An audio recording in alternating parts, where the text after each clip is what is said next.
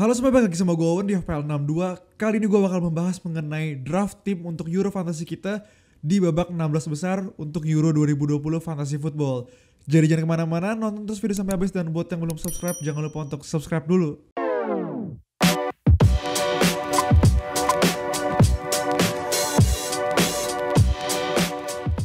Oke, pertama-tama gue juga mau berterima kasih dulu sama lu semua subscriber gue dan juga yang belum subscribe, yang masih nonton doang. Thank you banget udah support channel ini. Sampai sekarang channel ini udah berhasil menyentuh angka 1000 subscriber. Pastinya itu udah jauh banget melebihi ekspektasi gue, dan gue pastinya juga mau berkembang terus. Kedepannya gue bakal buat konten yang lebih bagus pastinya, dan juga tapi sejauh ini gue bakal terima kasih dulu sama lu semua yang udah support gue, dukung gue, dan juga terus nonton channel ini sampai channel ini udah sampai 1000 subscriber. Tapi sebelumnya gue juga mau kasih lihat tuh semua. Gue dikasih temen gue, lucu banget liat deh. Gue dapat play button gini dari temen gue, Wahyu. Dia pernah nongol di konten gue di MLS. Dia pernah ngomong juga sama gue soal FPL, tapi dia support gue terus. Dia kasih play button ini, seru banget sih menurut gue. Jadi thank you banget yuk. Dan juga semuanya juga thank you banget. Terima kasih udah dukung channel ini. Tanpa berlama-lama lagi, langsung aja gue bahas mengenai Euro 2020 Fantasy Football. Oke, jadi untuk di matchday ketiga kemarin gue berhasil mendapatkan 58 poin, di mana bisa dibilang ini kecil lah guys. Pasti banyak banget nonton gue di sini, lu lebih banyak dari gue poinnya. Kalau lu lihat di sini draft gue lumayan berbeda sama draft gue di video sebelumnya, karena gue sebenarnya udah update lagi draft gue. Lu bisa lihat di Twitter kalau mau lihat info-info gue, draft terakhir gue kayak gimana, lu bisa lihat di Twitter. Dan juga gue kemarin udah sempet komen di video gue yang itu, draft terakhir gue sebelum deadline, jadi lu bisa ikutin sebenarnya. Tapi di sini draft terakhir gue malah bisa dibilang lebih jelek daripada draft pertama gue dalam menyusun tim. Kalau nggak salah di draft pertama itu gue punya Shaqiri sama juga punya Perisic, yang dimana dua-duanya itu berhasil dapat poin banyak ya. Jadi gue nggak ngambil dia, akhirnya gue bahkan ganti sama Hazard sama Chiesa kalau nggak salah di sini, yang dimana dua-duanya blank gitu kan ya, hanya mendapatkan clean sheet doang. Dan Shaqiri sama Perisic gitu berhasil gacor, poinnya banyak, gue gak berhasil mendapatkan itu. Jadi mungkin ini pelajaran juga next time ya, stick aja sama ya apa yang lu pikirin pertama kali. Jangan terlalu banyak mikir, karena kalau terlalu banyak mikir pastinya udah aneh-aneh tuh pemilihannya. Jadi gue rasa harusnya gue stick sama pemilihan gue pertama. Gue gak dapet poin Shaqiri sama Perisic, ya udahlah. Dan sisanya di tim gue sendiri banyak yang bisa dibilang blank juga ya, kayak Hazard, Gnabry, Chiesa, Gosens, Pau Torres yang baru main di menit-menit akhir gitu kan ya. Banyak juga yang blank, kayak di sini ada Dumfries yang 2 minggu kemarin berhasil nyetak poin banyak, gue gak punya. Sekarang gue punya, dia cuma poinnya 1 aja. Jadi lumayan ya, bisa dibilang banyak yang blank gitu kan ya. Jadi di sini yang gak blank cuma si Malen, Havertz, di mana Havertz sendiri juga sebenarnya poinnya nggak sebanyak itu ya untuk jadi kapten ya, cuma 14. Kemudian juga De Bruyne yang 6. Ya kemudian sisanya juga banyak kan defender gue dapat clean sheet sih ya, kecuali si Gosens itu sendiri. Jadi kayak gitu tim gue untuk tim match ketiga. Kita next akan move on tentunya ke 16 besar, karena Euro sendiri babak grup udah selesai. Kita udah punya 16 tim yang bakal main di 16 besar. Jadi kita langsung aja lihat fixernya dulu, kita lihat pertandingannya kayak gimana buat kita bisa nentuin tim di 16 besar kayak gimana. Oke, jadi di sini udah ada bagan Euro 2020 sendiri. Di sini udah ada bagan kiri dan juga bagian kanan. Di sini gue ambil dari Google sih gambarnya, dan lu bisa lihat sendiri gambarnya. Di sini ada 16 tim pastinya yang akan bermain. Di situ ada Belgia bakal ketemu Portugal. Kemudian juga untuk Italia sama Austria gue bakal pegang Italia. Prancis, Swiss, ya gue rasa walaupun Prancis sebenarnya nggak semeyakinkan itu gitu ya, dengan posisi dia sekarang di dunia gitu kan, dan juga bekas juara Piala Dunia gitu kan ya. Tapi bermainnya menurut gue harusnya masih bisa lebih oke lagi. Dia juga lumayan tumpul sih di depan menurut gue. Selain Benzema kemarin bisa mencetak 2 gol, tapi harusnya Prancis juga di atas kertas tetap bisa menang lawan Swiss. Yang agak tricky di sini adalah Kroasia melawan Spanyol, tapi menurut gue Spanyol harusnya lebih bisa menang daripada Kroasia itu sendiri. Kemudian Swedia sama Ukraina di sini juga menurut gue match yang agak sulit, tapi pastinya seru banget. Gue mungkin gak terlalu bisa targetin match ini gitu ya, selain mungkin beberapa pemain yang kayak Forsberg atau lu punya misalnya Yaremchuk, gue mungkin masih oke gitu ya. Jadi gue sendiri untuk di match Swedia Ukraina gue kurang yakin sama pemain apa aja yang bisa gue pilih. Dan negara apa yang gue rasa akan menang, mungkin Swedia sih harusnya ya. Kemudian match besar lainnya adalah Inggris melawan Jerman, dimana kita tahu Inggris lumayan solid pertahanannya, cuma lini serangnya menurut gue masih agak kurang. Dan Jerman sendiri yang bisa dibilang kita semua tahu waktu kualifikasi kurang meyakinkan. Waktu Euro 2020 kali ini menurut gue masih oke gitu ya, daripada nggak sejelek yang gue kira gitu ya Jerman ini. Selama bermain masih bisa megang bola. Jadi gue rasa Jerman juga mungkin banyak yang gak suka sama gue, tapi menurut gue Jerman akan lolos sih daripada Inggris menurut gue.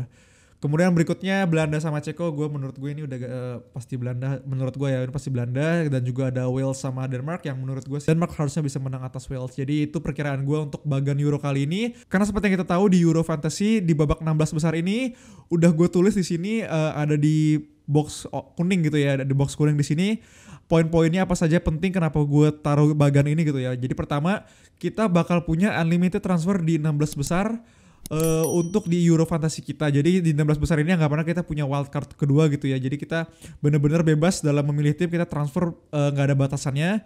Kita punya kesempatan untuk ganti tim kita benar-benar full gitu ya. Tapi poin berikutnya adalah kita cuma punya 3 free transfer di 8 besar. Jadi setelah 16 besar ini kan akan tersisa 8 tim. Dan di situ kita cuma dikasih 3 free transfer. Jadi menurut gue kenapa kita penting banget untuk melihat bagan ini gitu ya. Karena menurut gue bagan ini akan memperlihatkan kita bagaimana tim mana yang akan bisa menang di 16 besar.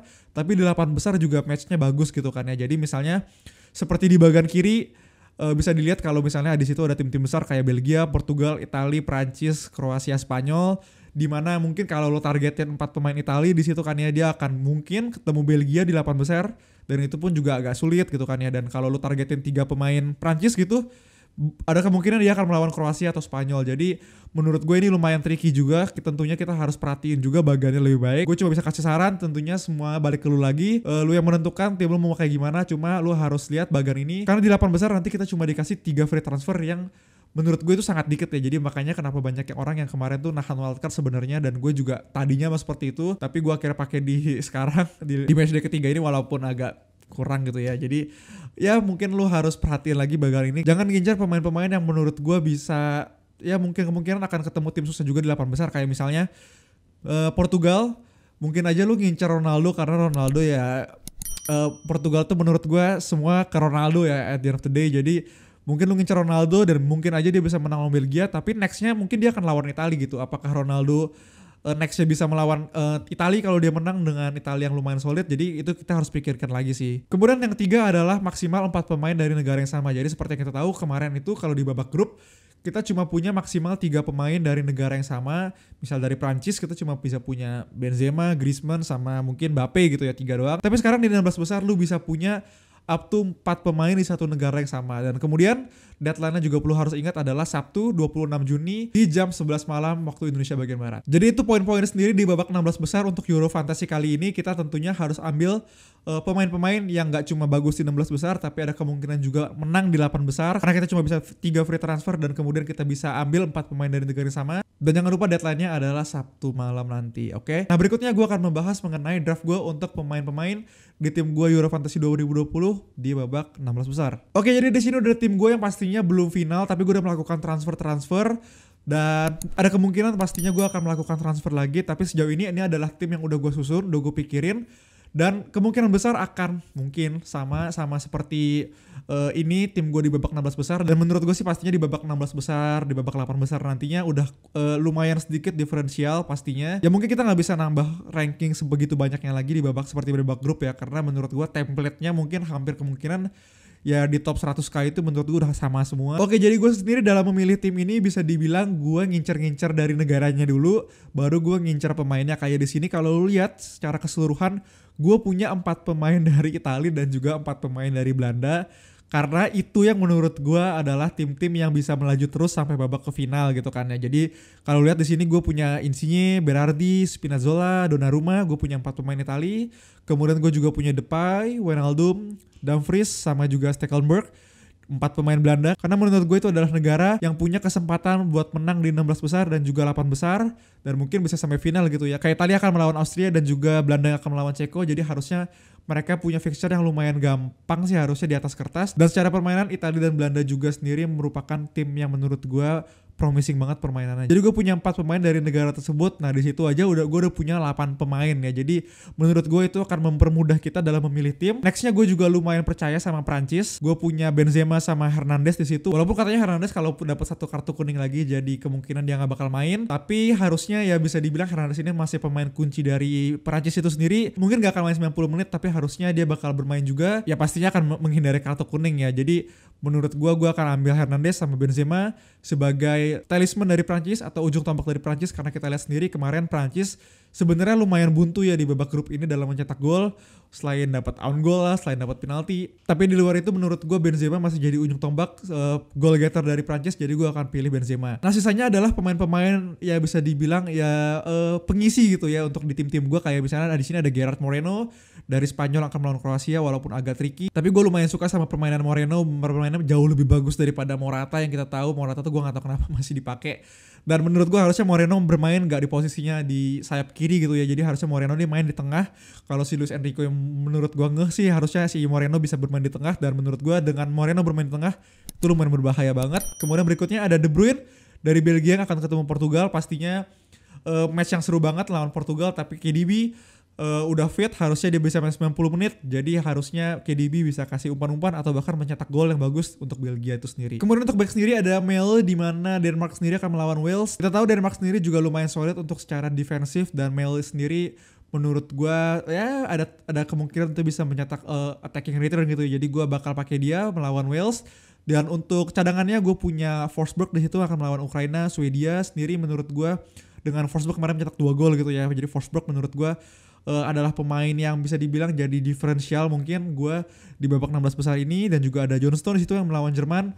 Walaupun di sini gue sebenarnya masih agak ragu ya, gue nggak punya pemain Jerman gitu ya. Tapi gue juga lumayan bingung mau siapa pemain Jerman yang akan gue masukin. Dengan Inggris sendiri sebenarnya juga lumayan solid pertahanannya, jadi gue rasa jauh ini gue akan pakai seperti ini dulu. Gue akan ambil John Stones, tapi nantinya gue nggak akan tahu apakah gue bakal masukin pemain Jerman. Tapi sejauh ini gue bakal pakai John Stones dulu, dan kemudian gue ada Hernandez dari Prancis di situ. Jadi sejauh ini adalah tim gue untuk babak 16 besar di Euro Fantasy kali ini. Komen di bawah menurut kalian tim mana yang layak kita masukin banyak pemainnya, dan ada kemungkinan untuk sampai ke babak 8 besar, bahkan sampai ke final. Dan juga jangan lupa untuk like dan juga untuk subscribe kalau kalian merasa channel ini membantu kalian dalam Euro 2020 Fantasy Football.